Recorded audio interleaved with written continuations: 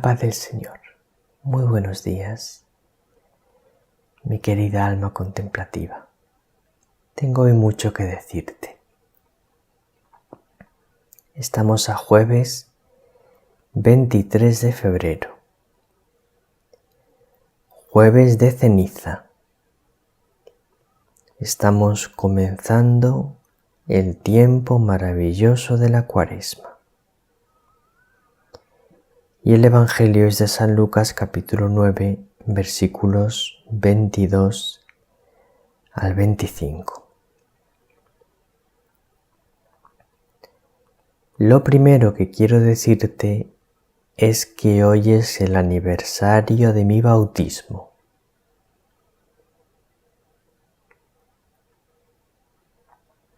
Así que me podéis felicitar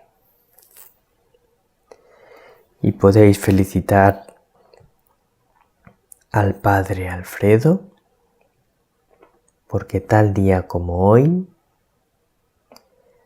hace 48 años,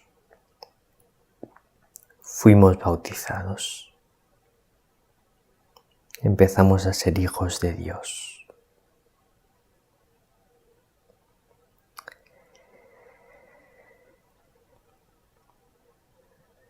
Vamos a leer el Evangelio. En aquel tiempo, dijo Jesús a sus discípulos: El Hijo del Hombre tiene que padecer mucho, ser desechado por los ancianos, sumos sacerdotes y escribas, ser ejecutado y resucitar al tercer día. Entonces decía a todos: Si alguno quiere venir en pos de mí, que se niegue a sí mismo, tome su cruz cada día y me siga. Pues el que quiera salvar su vida, la perderá. Pero el que pierda su vida por mi causa, la salvará. ¿De qué le sirve a uno ganar el mundo entero si se pierde o se arruina a sí mismo?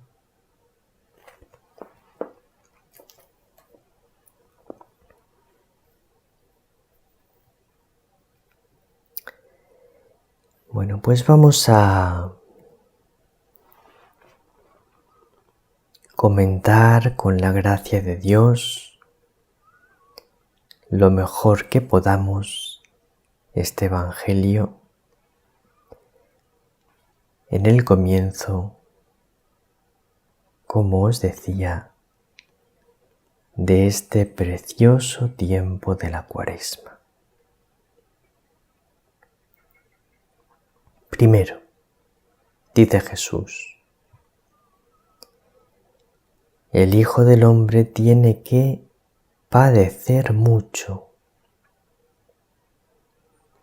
Esto lo quiero subrayar.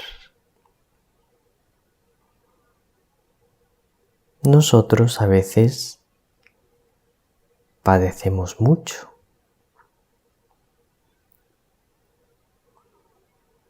Yo conozco a muchas personas, mi querida alma contemplativa, que están padeciendo mucho.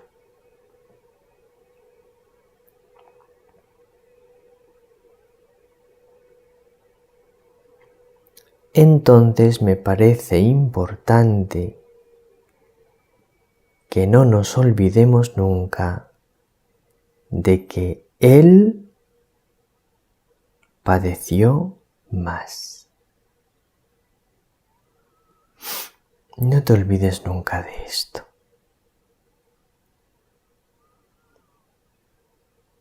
Tú puedes padecer y padecer mucho.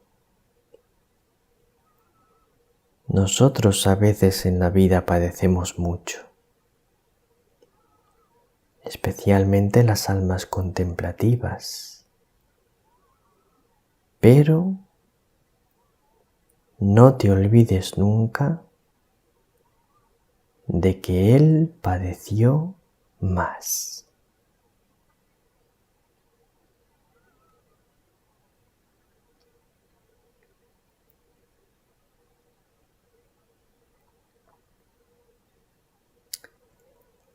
Luego fíjate lo que dice Jesús. El Hijo del Hombre tiene que padecer mucho, ser desechado por los ancianos, sumos sacerdotes y escribas, ser ejecutado y resucitar al tercer día. O sea, que Jesús nunca nos pone la cruz delante sin más. Siempre que nos habla de la cruz, nos habla inmediatamente de la resurrección. Jesús nos insiste muchísimo.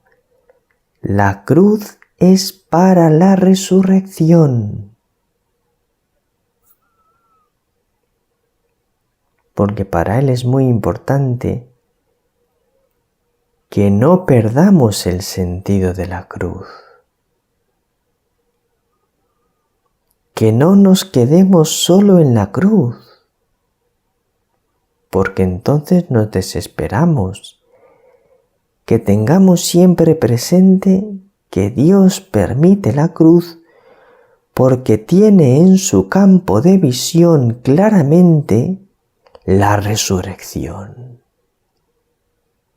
Si no, no permitiría la cruz. Y lo mismo dice Jesús. Si alguno quiere venir en pos de mí, que se niegue a sí mismo, tome su cruz cada día y me siga. Bien, ya nos ha hablado de la cruz. Pero fíjate cómo continúa. Pues el que quiera salvar su vida la perderá, pero el que pierda su vida por mi causa la salvará. Ya está hablando otra vez de la salvación. El que pierda su vida por mi causa la salvará. Por eso tiene sentido perder la vida, porque la vas a salvar. Por eso tiene sentido la cruz, porque la cruz es para resucitar. Esto es fundamental. Que lo tengas siempre presente. Esta unión inseparable que hay entre la muerte y la vida, entre la cruz y la resurrección, entre perder la vida y ganar la vida. Siempre lo negativo en el cristianismo es para obtener un bien mucho más grande. Jesús es el ser humano que más ha padecido, pero es el ser humano que más gloria tiene.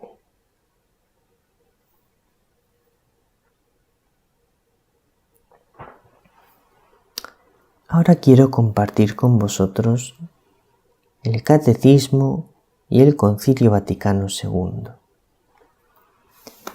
Dice el Catecismo en el número 2015: el camino de la perfección pasa por la cruz.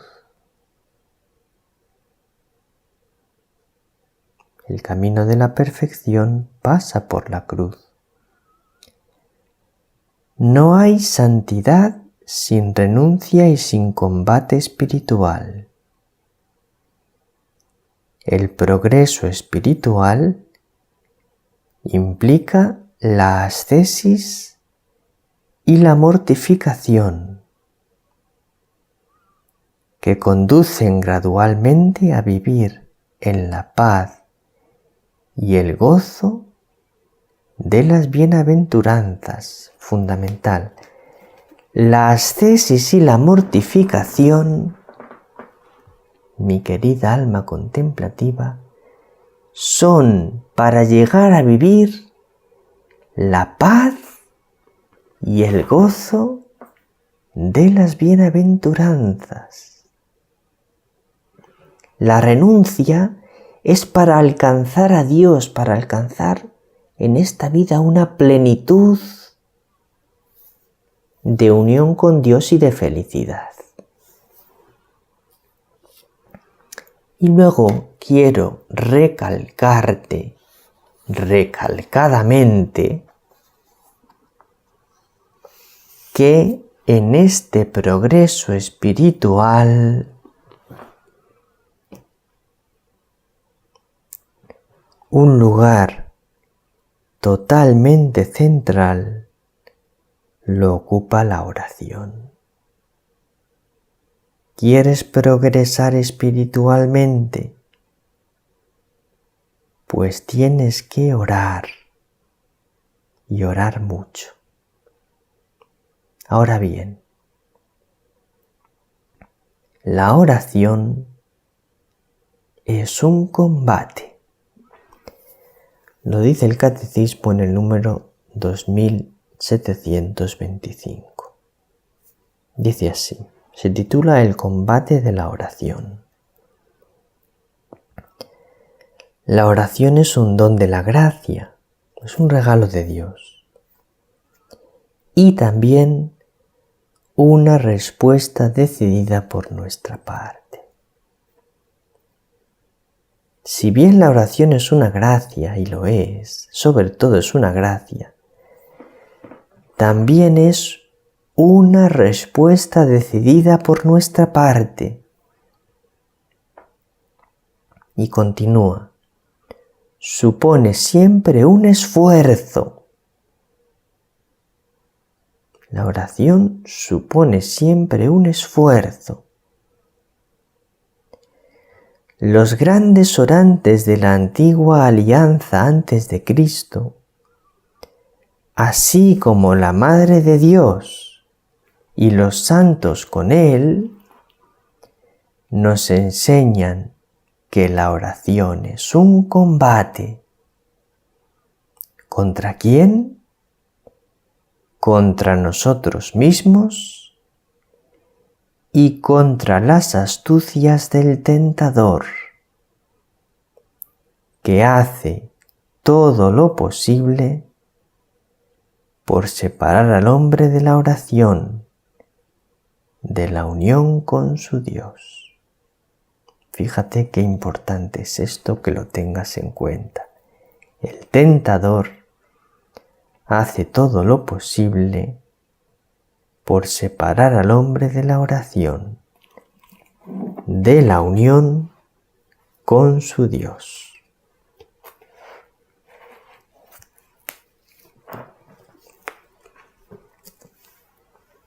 Ahora vamos a leer un texto del Concilio Vaticano II. Yo estoy entusiasmado con el Concilio Vaticano II. Tengo este libro tan precioso, es una muy buena edición del Concilio Vaticano II que me regaló el Padre Alfredo, y yo estoy tan agradecido al Padre Alfredo por haberme regalado este libro.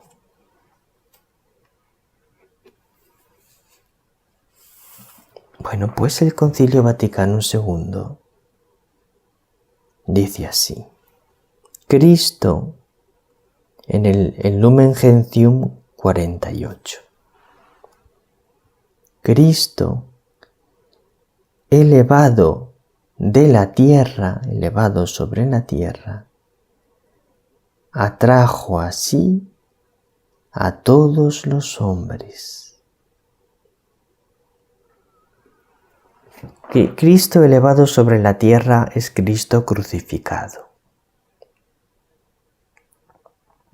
Entonces, en la cruz, Cristo atrae así a todos los hombres. ¿Veis? Siempre el Espíritu Santo y la Iglesia nos enseñan a mirar el lado positivo de la cruz. Y continúa un poco más adelante. El final de la historia ha llegado ya a nosotros.